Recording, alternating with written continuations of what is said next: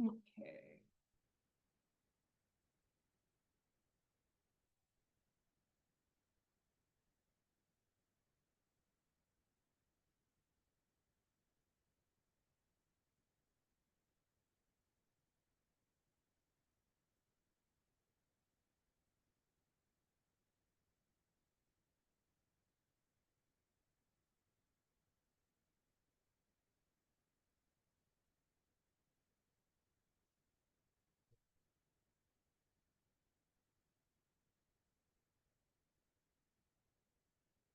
Give it another minute just in case anybody else comes in.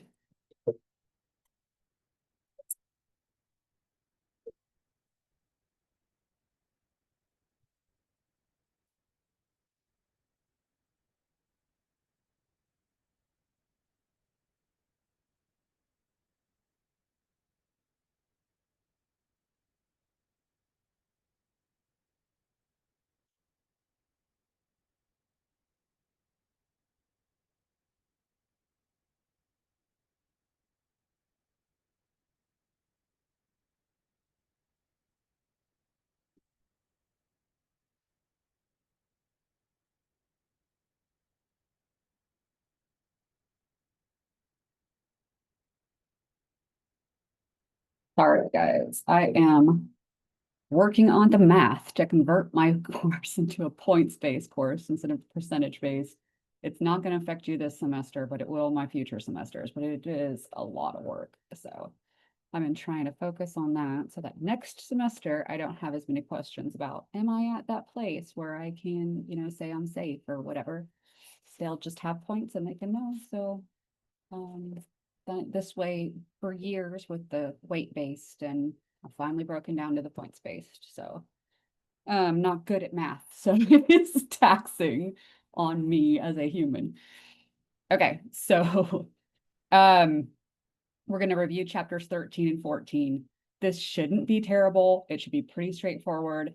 So let's get into it so we're not wasting anybody's time here, especially for my night class, since you guys are still preparing for the lab exam here tonight. So, okay, chapter 13 and 14. Chapter 13 was our infection and disease chapter, and chapter 14 was our epidemiology chapter.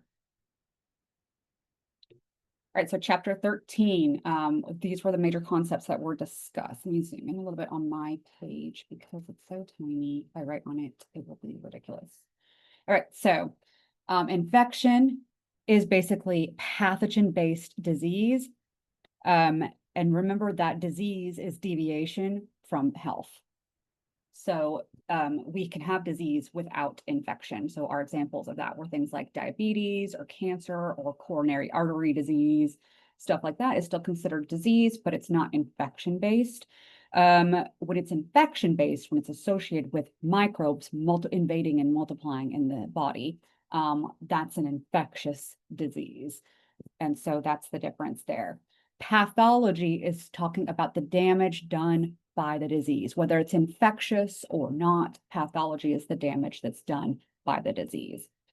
Then we talked a little bit about resident and microbial antagonism. Resident microbes are the microbes that live on our body, and they can provide microbial antagonism. Microbial antagonism is the idea. My little pen is apparently not calibrated correctly because it's slightly off from what I'm pointing at. But anyways, microbial antagonism. The idea here is that we have good guys that are in our body that make up our biome that protect us from the bad guys. The bad guys being the pathogens.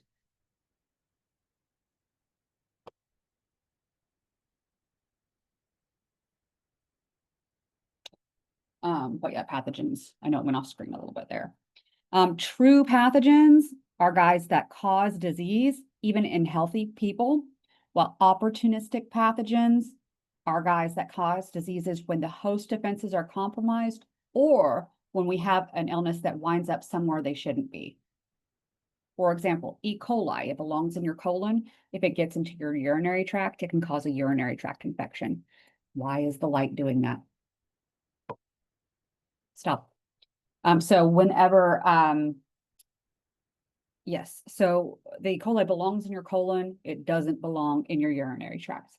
And so whenever the E. coli gets from your colon into your urinary tract and causes a urinary tract infection, which is the cause for 80 to 90% of urinary tract infections, then that would be an opportunistic infection, not a true pathogen, right? If you get sick with the flu, true pathogen, right?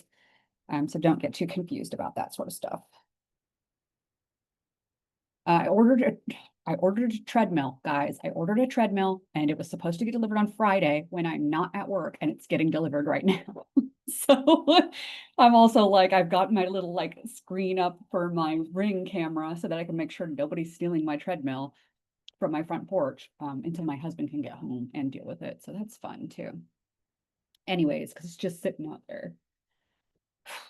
Um, virulence. Virulence.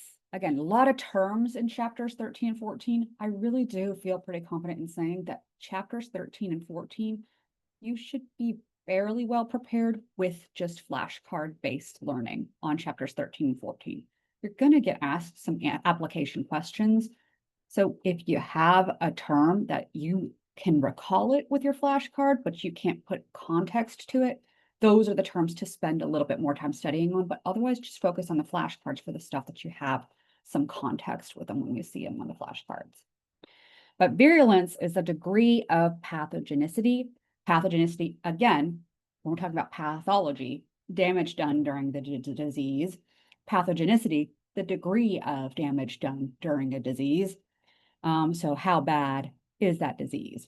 A virulence factor is anything that can affect how bad the disease is. So anything that helps with infection, anything that leads to disease in favor of the pathogen. So some examples of that we gave in class and with our assignment that we have to do for chapter 13 and 14. If you're in my hybrid class, you do that separately. If you're in my in-person class, we do that in class, those little worksheets that we go over.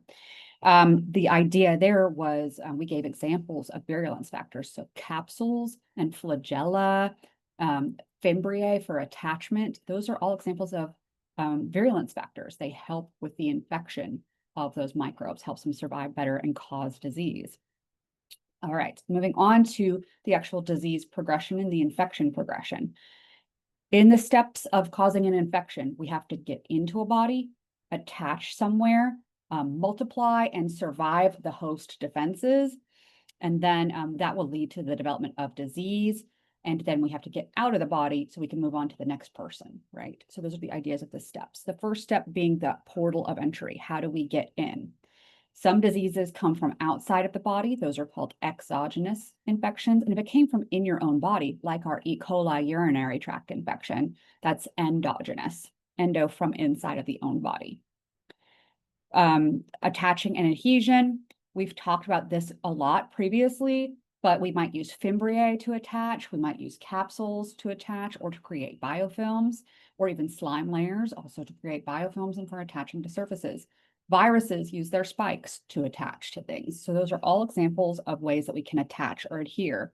And this came up with that discussion again about quorum sensing, the ability of microbes to send signals within a community, basically, and communicate with one another about the health of that community. Can you sense that there's waste products nearby and stuff like that? So that came back up in this chapter as well as whenever it was talking about it in previous chapters. Surviving host defenses. We kind of learned a little bit about this. We have to have anti-phagocytic factors. Again, our white cells, their number one primary way of getting rid of a bad guy is by eating them up and then digesting them. So if you're going to cause an infection in a host, you're going to need to survive that eating up process, that phagocytic process. So any factors that inhibit phagocytosis are called anti-phagocytic factors. Having a capsule is an example of this, right? There's other things that they can produce. Some of them have adapted to being able to survive in the presence of the digestive enzymes and all sorts of stuff like that too. Causing disease. So now getting into that virulence factors that are associated with leading to the actual disease presentation themselves. We have exo and endotoxins. Remember that endotoxin is always only one thing. I hate that it does this. Endotoxin is always only one thing, and that is gram-negative outer membrane molecule, LPS, lipopolysaccharide.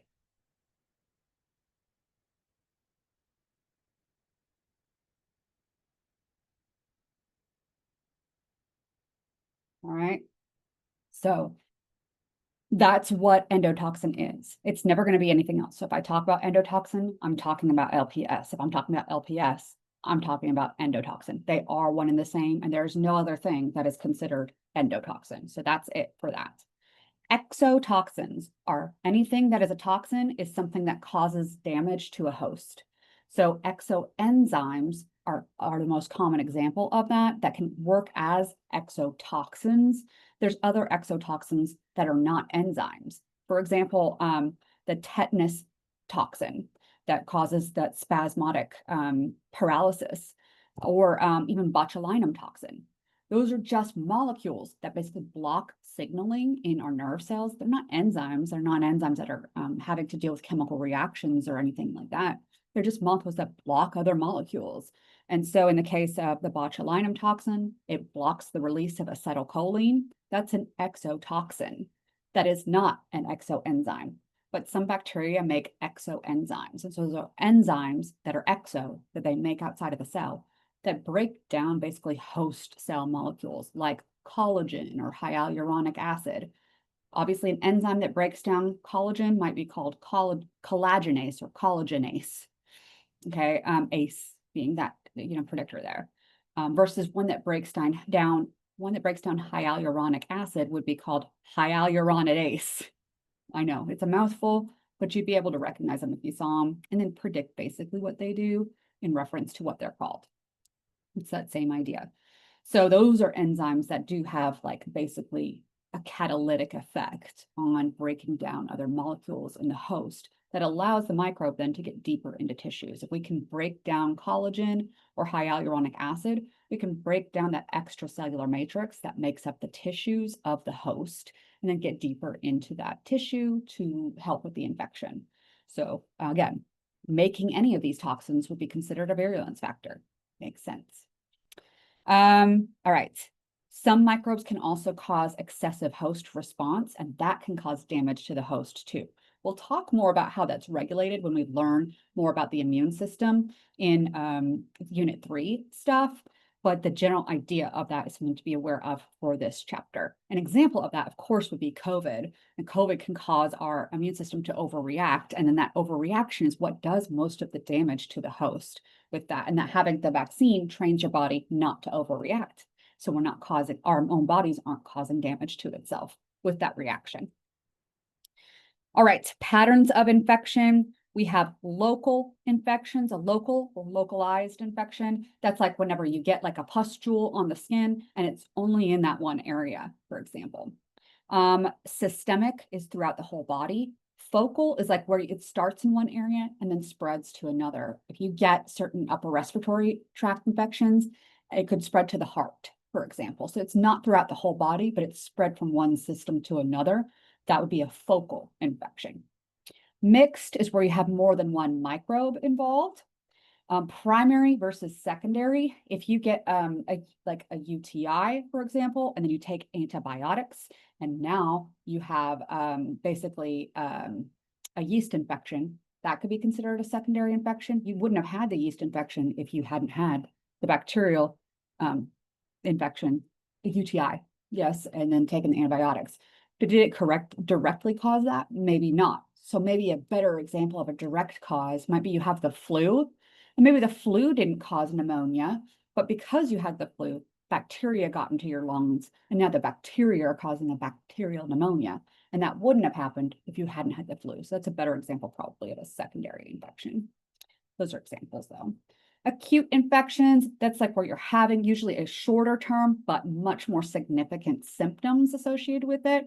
Whereas chronic, usually you have less symptoms, but it's much longer lasting.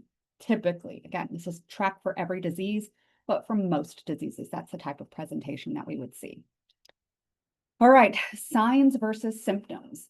Signs, as We mentioned in previous lecture, I actually believe that it was Maria that brought it up, about sign language, that sign language is something you have to see happening. Whereas, so that's how one way you can remember signs, and versus symptoms, whereas symptoms are basically subjective. They're reported by the patient, but you can't really measure them. We got in a pretty significant discussion about pain in several of my classes. Is pain actually measurable by you? No, but the patient can report it based on a chart or something like that. How much pain are they in? But it's still very subjective. It's still very individual experience, and you can't necessarily say that there is a specific situation going on with that pain at a specific level outside of what that patient is reporting. Okay, so signs would be things like fever, swollen lymph nodes, lymphedema, or even lymphadenitis, same thing. So swollen lymph nodes or swollen tonsils and things like that. Elevated white blood cell count in their blood tests, or elevated levels of glucose, even things like that that are actually measured, that have a number associated with them. Anything that's measurable, fever is an obvious one. That and then as opposed to symptoms would be pain, fatigue, nausea. They're reporting those things to you, but you don't have concrete evidence of them. So we're not going to get in specific details. Well, what if this specific gray area scenario? If you want to have those discussions, we can have them, but they're not going to be helpful for the test, because on the test, I'm going to try to make it one or the other obvious. So don't get too confused in your own brain in the gray area stuff. It's not worth it. Okay. Syndrome. A syndrome is a disease that is defined by the signs and symptoms, not the cause. So if you have a respiratory infection and a fever and you're sore and tired, your doctor's usually going to do a test to see if it is the flu, or if it is COVID, or if it is RSV, for example, right? If you have COVID, you have COVID. It's defined by the fact that you have COVID. If you have the flu, you have the flu. It's defined by the fact that you have the flu. If you have strep throat, it's defined by the fact that you're positive for the strep test. Those are defined by the things that cause them. But syndromes are defined by the signs and symptoms. So this is where we get into the discussion of my best example, which is meningitis. So meningitis is defined by the fact that you have photophobia, which is light sensitivity, headache, stiff neck, and a fever. Those are signs and symptoms associated with meningitis. And meningitis is more specific than that. It's inflammation of the meninges, and that inflammation of the meninges, which is the covering of your nerves and your nervous system. All right. So if the inflammation of the covering of your nerves will lead to headache, stiff neck, fever, and light sensitivity, then you have meningitis. That's how it's defined. Now, what can cause meningitis? There's a lot of different bacteria. There's a lot of fungi, and there's a lot of viruses that can cause meningitis, but the signs and symptoms of how we define meningitis are defined by the signs and symptoms, not by the cause. And then based on the cause, we'll determine the treatment, but it's still a syndrome because you have meningitis. And so the cause still dictates the treatment, but not the name of the disease, if that makes sense.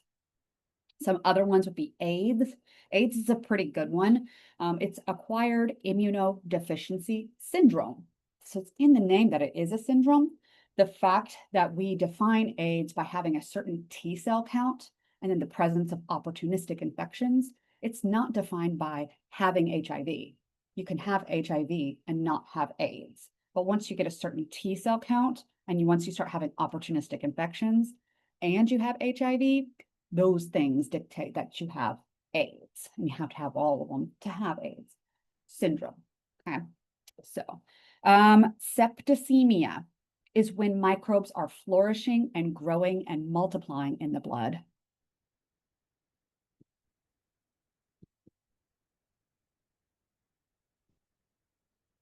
That's what septicemia is. Whereas bacteremia is that there just are bacteria in the blood.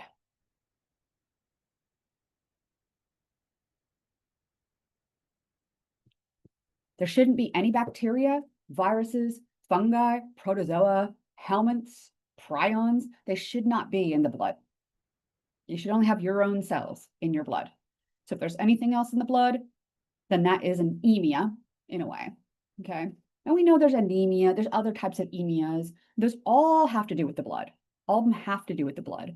But then that word before emia has to do with what's going on in the blood. So septicemia, you are septic. That means microbes are flourishing and growing in your blood. Bacteremia means you have some bacteria in the blood. Can you have bacteria in the blood without them flourishing? Yes, you can. So if bacteria got into the bloodstream, bacteremia. If they're flourishing and growing in the bloodstream, septicemia, for example. Okay, so those are the distinctions there. If they're flourishing there, septicemia. If they're just hanging out there, they just got there, bacteremia. Okay.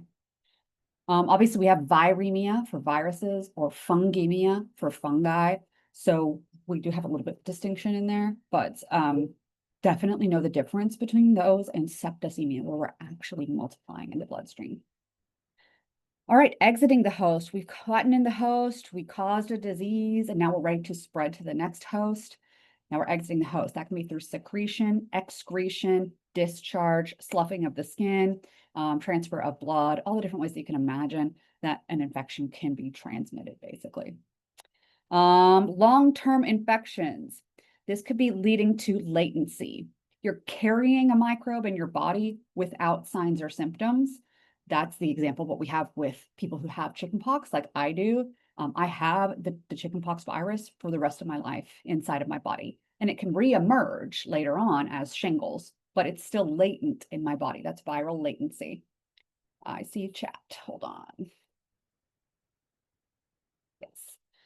So herpes would yes, that's a great example. So you can have herpes and not have an outbreak. When you're in between outbreaks, that's viral latency. So that's a great example of that. So good one with that one. Trying to think. So we have several infections we can probably think of that are like that. And I'll be honest, many of them, not all of them, but many of them are herpes viruses. Chickenpox is a herpes virus. Mono is a herpes virus. Herpes obviously is a herpes virus.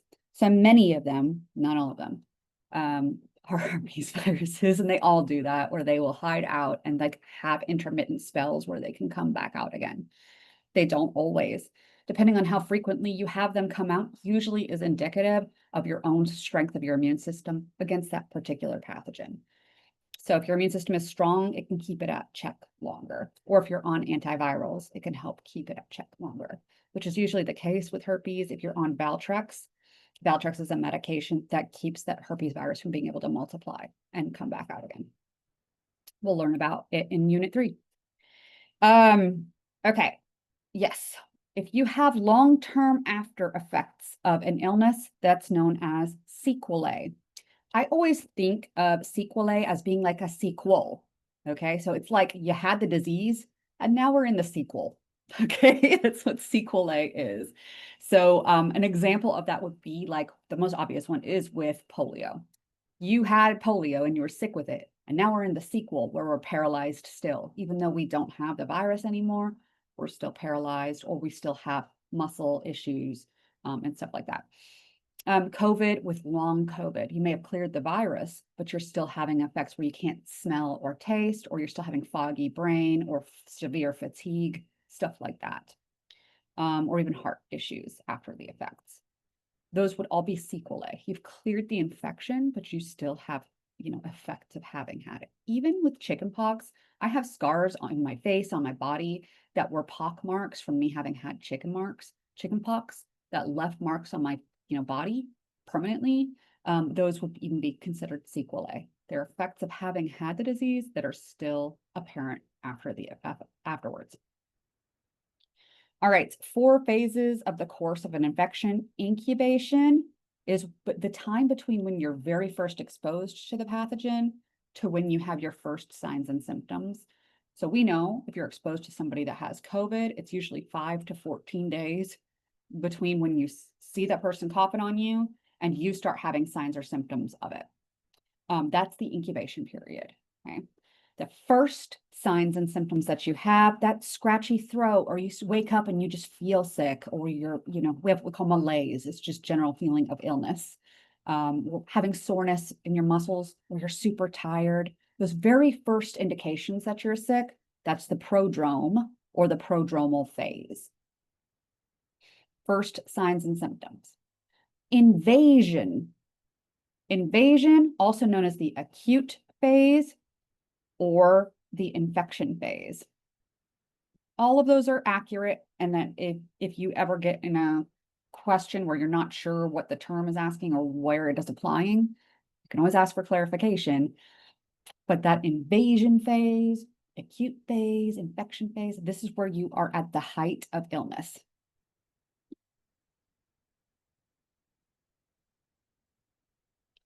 And then convalescence is whenever you start getting better.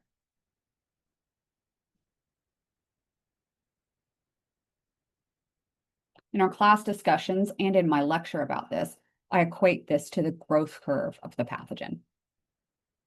All right, moving on with how diseases are transmitted. We have reservoirs, sources, carriers, and zoonosis. All right, so we'll start with zoonosis because that's an easy one.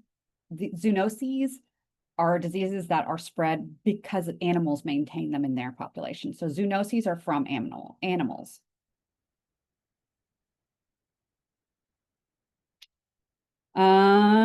A reservoir is basically an area or organism where that disease is naturally found.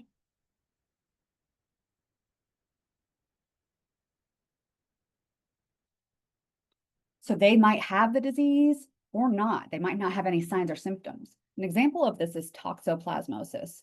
Cats are basically reservoirs for toxoplasmosis. They don't have signs or symptoms, but the parasite, the protozoan, it grows inside of them. And then that's where it is like basically growing and multiplying. And then we get it from their excretions, their poop and pee and stuff like that. So reservoir. So the area in nature where the disease is naturally found. All right, the source is basically applies to that particular outbreak. Where did this organism come from in this outbreak? Versus carriers are people who carry diseases. Now, carriers can be people who are asymptomatic or convalescent, or people who are what we call subclinical. Like if you just have a slight cough or a little tickle in your throat and you're still out in society. So you could be carriers for those things. Asymptomatic carriers are pretty common, especially with like COVID. They don't know they have signs or symptoms. They don't know they're spreading the disease. They don't know they're sick at all. So they're just out there spreading the disease. So there's a lot of reasons for that could happen. All right, vectors. These kind of are related, these two things here. A vector is something that is used to spread disease.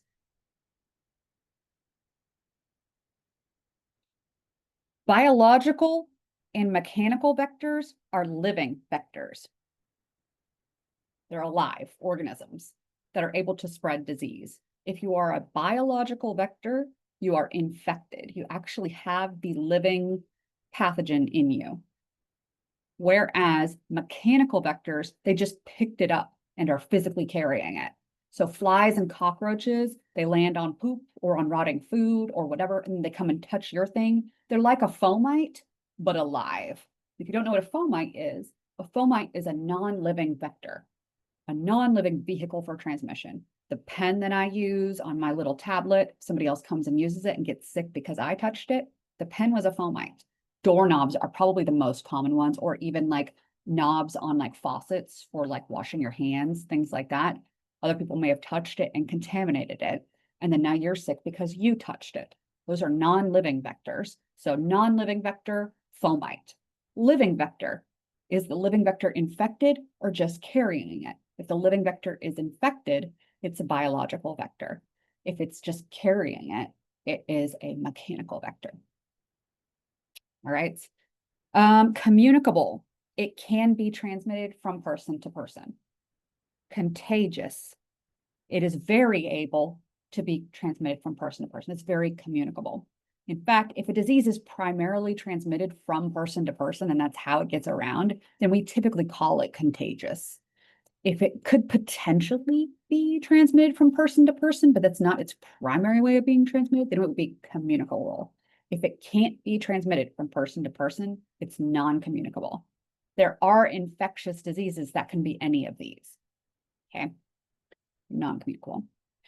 Horizontal transmission, if you get infected with COVID from me, that is horizontal. If a baby gets an infection from its mother, either during birth or because it's in the womb, that's vertical.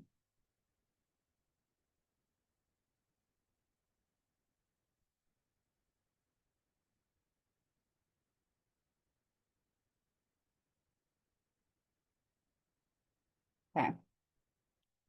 We did vehicles and fomites. Oral fecal transmission speaks for itself. Water or soil transmission, if you talk about like tetanus being in your soil, that's soil transmission. Water, if it's present in the water, like Giardia is present in the water, that's water transmission. And it doesn't require fecal transmission for that to happen. Okay, it just has to be in the water. Air, droplet nuclei versus aerosols. Not going to get super picky about the difference between a droplet nuclei or an aerosol, but you should be aware of air transmission. It's not in the actual air, they're in little particles in the air. And that's either because it's in liquid like somebody sneezed out, or it's in actual just particles attached within the air. But it's not like flying with wings through the air, okay? All right. And they don't multiply in the air, but they're just suspended there with the other particles in the air. That makes sense. All right. And then Koch's postulates were basically steps that Robert Koch used to identify etiological or causative agents, agents that cause disease. So the basic premise of what he did, he took a person who was infected, took some samples from them, identified what seemed to be the agent, put it into another organism, and saw if it mimicked the disease and if he could re-isolate that same organism. And if he could go through all those steps, then that was the agent that caused the disease, also known as the etiological agent. And that's how he discovered the cause of anthrax and some other diseases too, but he's most famous for anthrax. All right. Any questions about that chapter 13 stuff? We're going to move on to 14. All right, chapter 14, epidemiology. Florence Nightingale is known for introducing hygiene during the Crimean War when she started seeing soldiers breaking out with dysentery. Dysentery is bloody diarrhea and it's transmitted oral fecal. They shouldn't have been getting dysentery if they were just being stabbed and shot. So why were they getting dysentery? Because people weren't washing their hands in the hospital. And so she started employing hygiene practices, and lo and behold, the mortality rate dropped and there was very little dysentery. She's known as the mother of nursing, so it's probably applicable to many of you. John Snow. John Snow was famous for basically being the father of epidemiology. He identified an outbreak of cholera in London, and he mapped out that outbreak, the number of cases, like who had cholera. And then basically central to that was a water pump. And so he took the handle off the water pump, and then people stopped getting cholera. So he was able to track down the source of that infection. Epidemiology is basically the study of the 5 W's, if you will, of disease spread, the who, what, where, when, why, how sort of thing, of how diseases are spread. There are a lot of terminology in this one. Again, it's relatively friendly for a flashcard, okay? So don't be ashamed if you're using flashcards for this chapter. Prevalence is the total number of cases currently.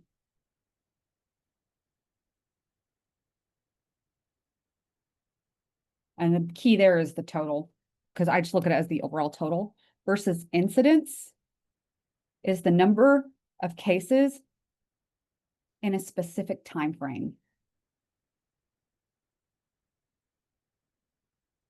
Like a month or a week. How many cases this month? How many cases this week? CDC and World Health Organization often come out with like weekly morbidity reports or monthly morbidity reports. So morbidity and mortality is often what they look at. Mortality is dealing with the deaths. A morbidity rate is the same thing as incidence.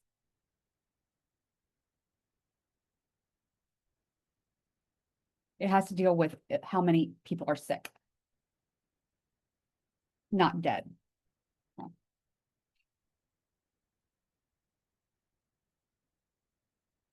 All right, some more terms. A point source epidemic means that it started at a single point in time. So a single source at a single point in time.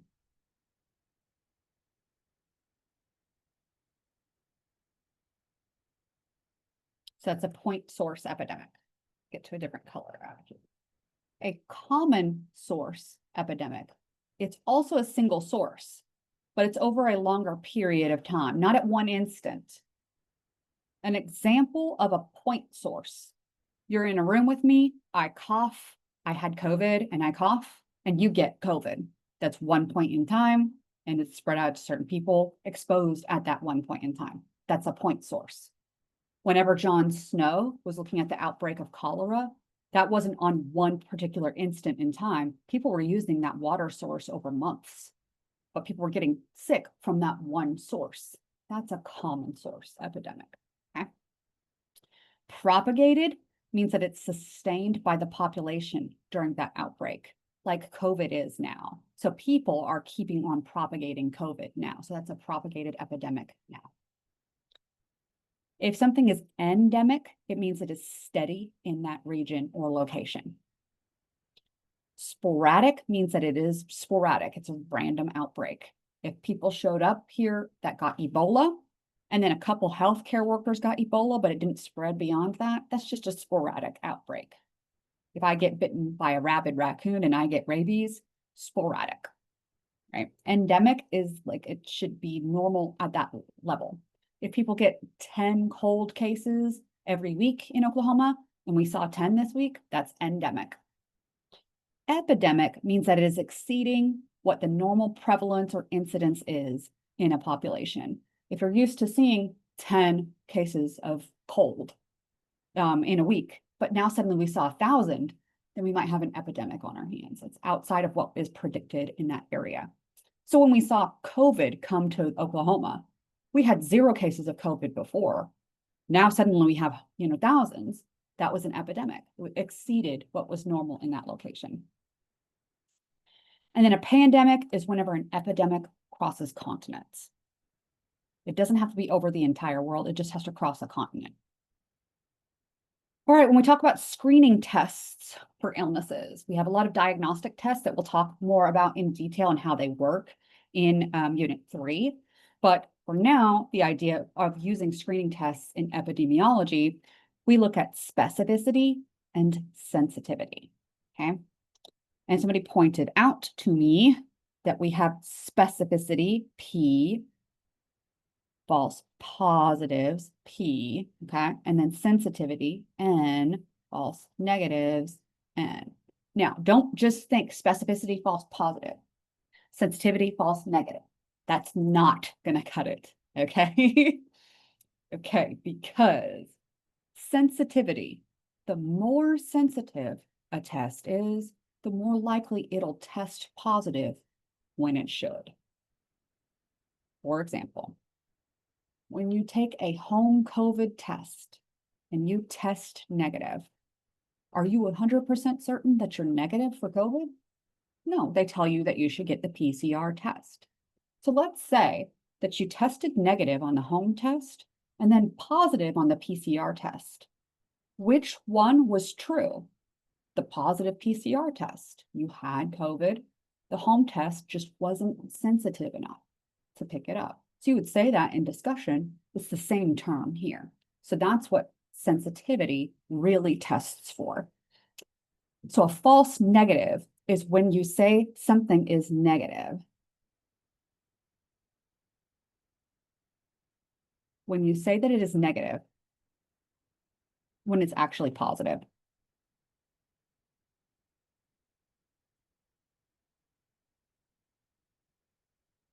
Like the home COVID test did. It told you it was negative, but you were actually positive. And the PCR confirmed that.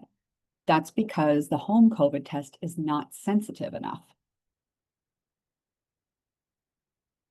That's why understanding what is really going on there, why that's more important. Okay. Whereas specificity, the more specific you are for a bad guy. So we know that there are drug tests out there that you could test positive for, even though you never took that drug. For example, if you took Sudafed because you had a stuffy nose, and then you go take a drug test, you might pop positive for methamphetamines. Did you actually use methamphetamine? No, that's because that test is not very specific for methamphetamines. It's a related drug, but pseudoephedrine is not the same thing as methamphetamine. They're just related. They're similar to one another, but because the test isn't specific enough, it sometimes will say it's positive when it is not. So that's what a false positive is. A false positive is saying it's positive when it's actually negative. Does that make sense? Does anybody need me to go over that in more detail?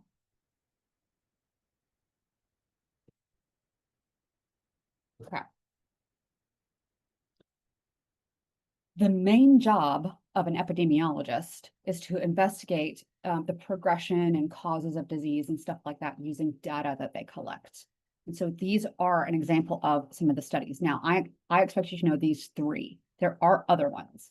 These are the three I expect you to know from my exam. All right. Cross-sectional. You're taking data, usually on two factors, basically collecting at the same point in time. We're not looking over time at things. We're taking just a group of random people.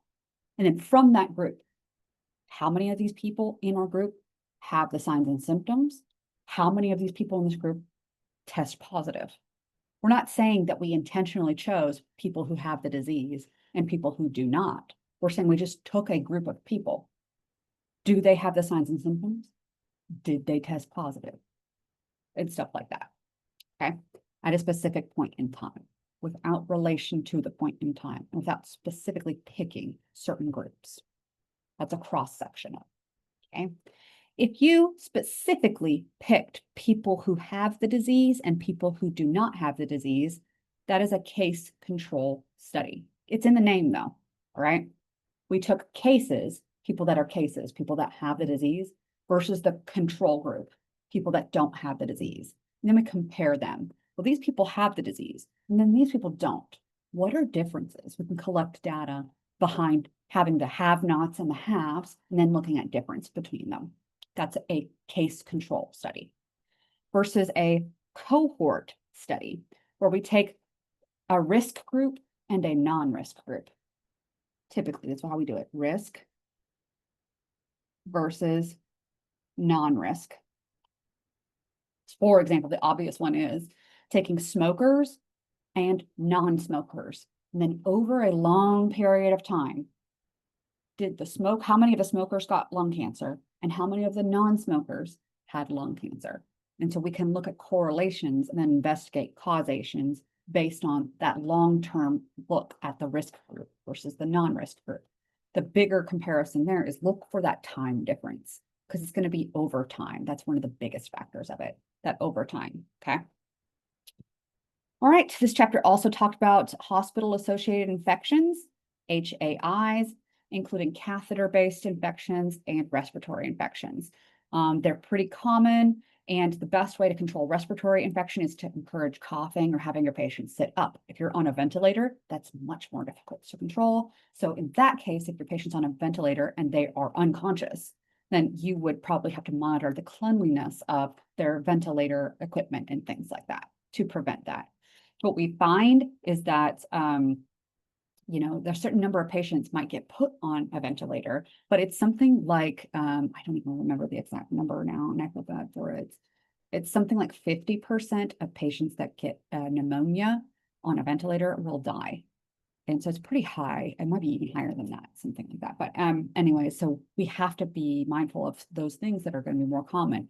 We already know about spread of C. diff, so controlling the spread of C. diff versus also controlling, catheter-based infections, because that area is not a clean area when we're inserting a catheter.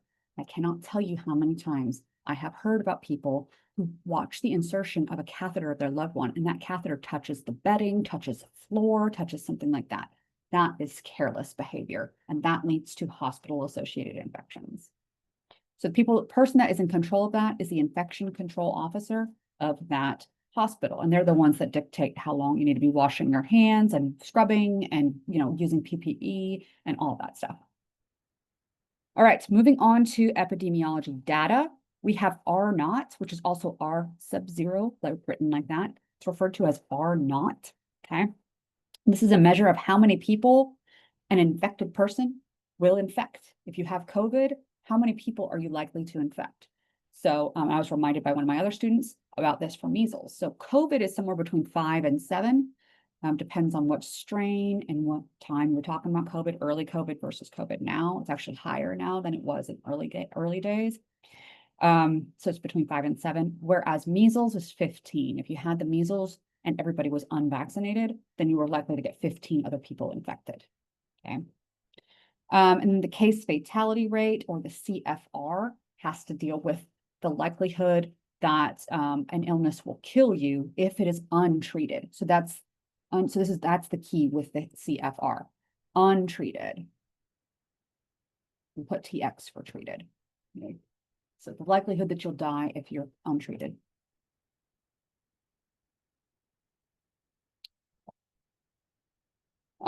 And then herd immunity is the idea of how many people have to be vaccinated to protect those who are unvaccinated. And that depends on the R naught of that disease. Just depends. So for example, 97% of people have to be vaccinated, somewhere between 95 to 97% of people have to be vaccinated to prevent the spread of measles, for example. Okay. Side effects of vaccines. We're also talked a little bit about this. You can report negative effects of vaccines, to the government and the CDC, and they do track that stuff and try to look into correlations and causations. Oftentimes, many people will report things like fever or sore arm or stuff like that. Yeah, that's part of your inflammation, which is part of your immune response, and that's normal. Stuff like that is normal. Unless that fever is lasting for months, that would be very abnormal. But if you have a fever for a week after a vaccine, I wouldn't even be worried about that, especially just a couple of days of fever. Like, that's part of your immune response. And not everybody has those side effects. Those are still side effects, but we're only going to be worried about some of them. And so the CDC does track that stuff and keep track of that. And if you had an actual true vaccine injury, which means that a vaccine caused you harm that was lasting or that impeded you somehow, you can request compensation for that. And the government does have compensation for stuff like that. It's important that we remember to compare vaccines to the disease, not to not having the vaccine. So that's another thing that I want to bring back up one more time. And then this chapter also briefly touched on emerging and re-emerging diseases, as well as neglected parasitic infections, which I'm not going to go too much into. Do you guys have any questions about the epidemiology stuff? So we're going to jump right into our example questions next. Okay. Here are some questions from each chapter, starting with chapter 13. Sorry, my screen is a little bit different than what you guys are seeing. Gotta pull it up. Okay.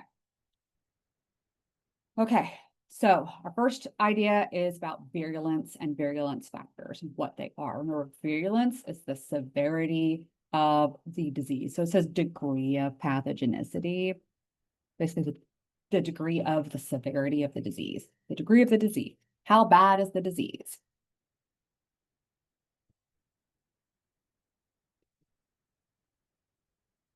A virulence factor is a factor that contributes to the virulence.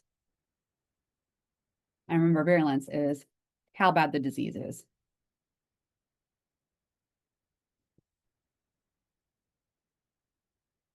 And then it goes on to give some examples of virulence factors. Adhesion factors like Fimbriae and even pili can be used for adhesion. We don't talk about them for adhesion that much, but they could be. They're for connecting cells to each other more than anything. But hey, if you can connect with another cell and exchange genetic information, could that lead to virulence? Absolutely. Invasive enzymes. So here, those exoenzymes that can cause damage, which we call exotoxins, and exoenzymes are a type of exotoxin. Those could be it. Toxins themselves that might not be enzymes, but still cause damage to the host, like botulinum toxin or tetanus toxin. Those be toxins. Endotoxin is also a toxin. It's part of gram negatives, but it's still a toxin. All right, and immune evasion mechanisms like capsules for evading phagocytosis, and then the ability of some microbes to change their surface molecules. Those antigens that we recognize as foreign, some of them can change them, like pretty much at will. And so you create an immune response to them. The pathogen changes its surface, and then what point was it even in creating an immune response? And so that's the idea with that. All right, so let's get into the questions about this stuff. First question, which of the following best describes a virulence factor? So again, highly recommend, especially if you are somebody that gets lost in all of the information, start with just the question. Don't look at the choices first. See what you can get out of the question itself. Pretend like they're all open-ended questions. So this will start first. Which of the following best describes a virulence factor? How would I describe a virulence factor? A factor that leads to increased disease. That's how I would describe a virulence factor. So let's see what our choices say about this. Would a virulence factor be a substance produced by a pathogen that helps it adhere to host tissues? We say helps it adhere to host tissues. Could that lead to increasing disease? Maybe. Maybe. Let's look at our other choices. A type of immune cell that helps the host defend against pathogens. Is that helping the pathogen cause disease? No. A general measure of the number of pathogens required to cause disease. Well, the measure of that, now this doesn't state that it causes less pathogens to cause a disease versus more. It's not saying anything specific about it. It's just saying the measure of that. So we don't know. This is too vague of a thing. A method used by the host to clear pathogens from the body, which is basically what B was. Now, A was our best answer here.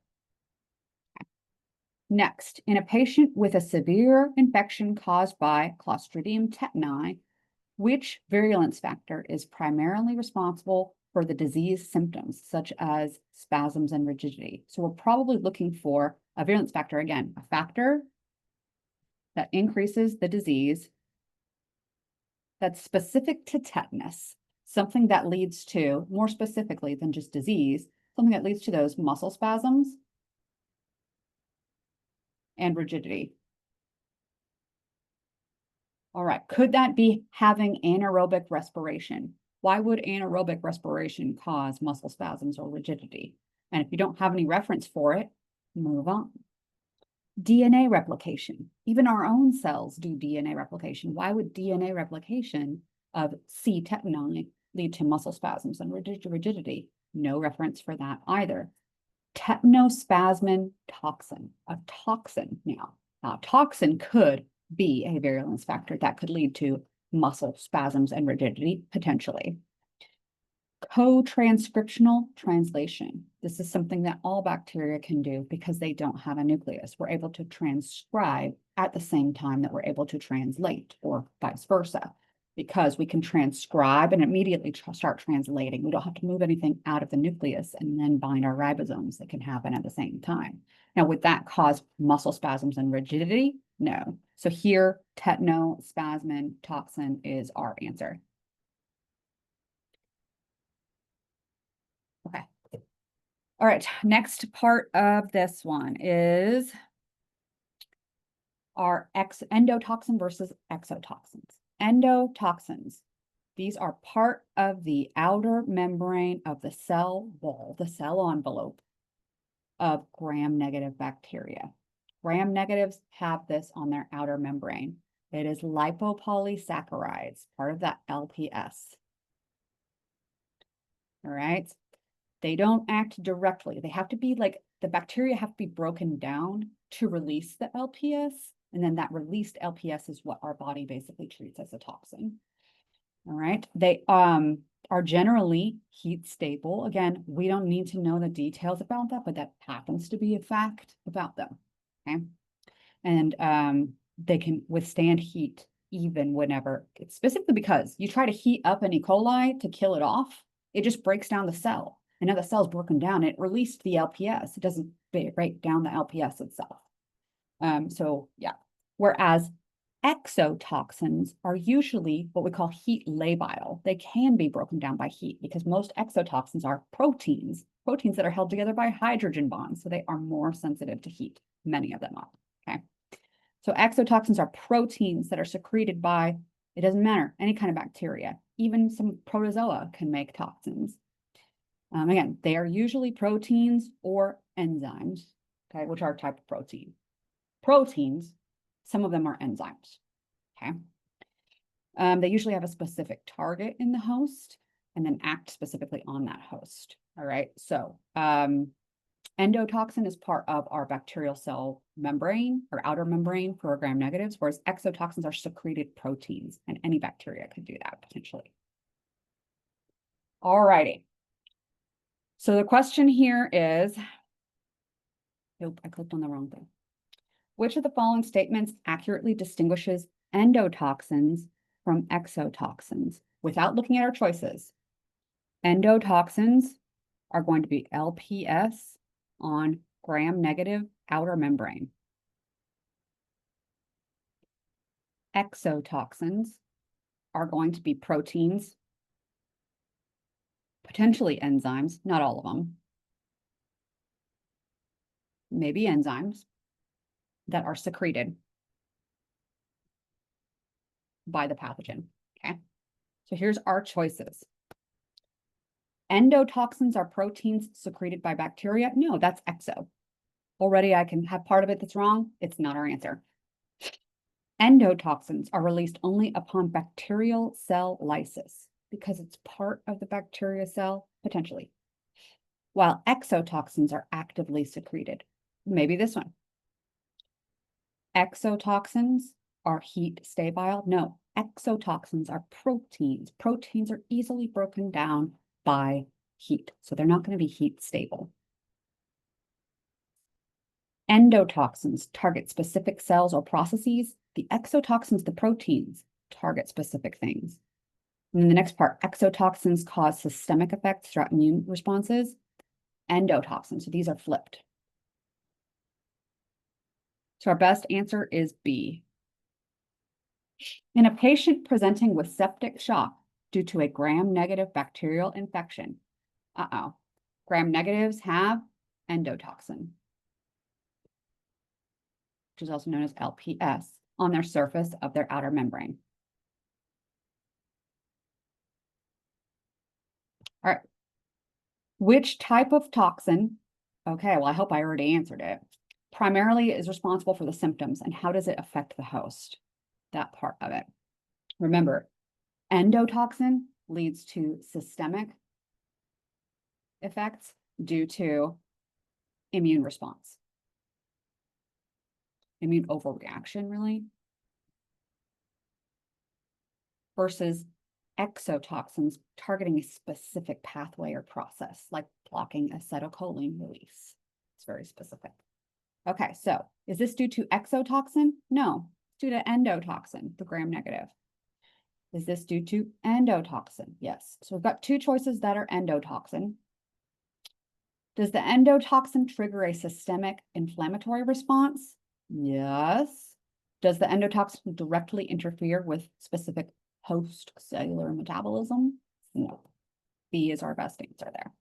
Again, slightly more difficult than I would ask on a test, but still, if we can think through this, you should be well prepared.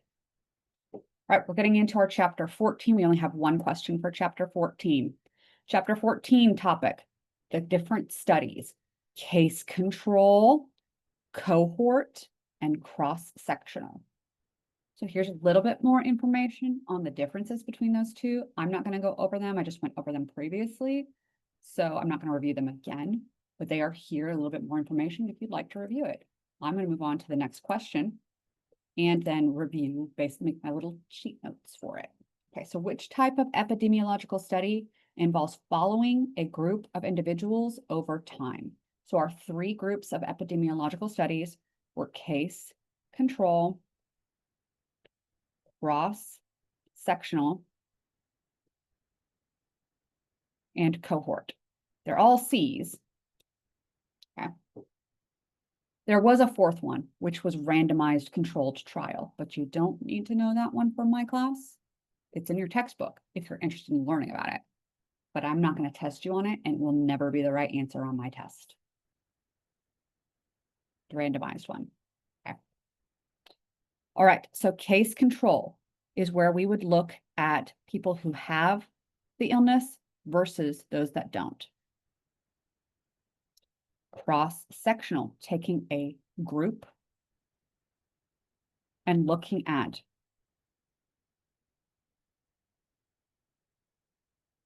two factors within that random group. The cohort one is taking basically two populations and looking at them over time. Right? So this would be the cohort study, the overtime one.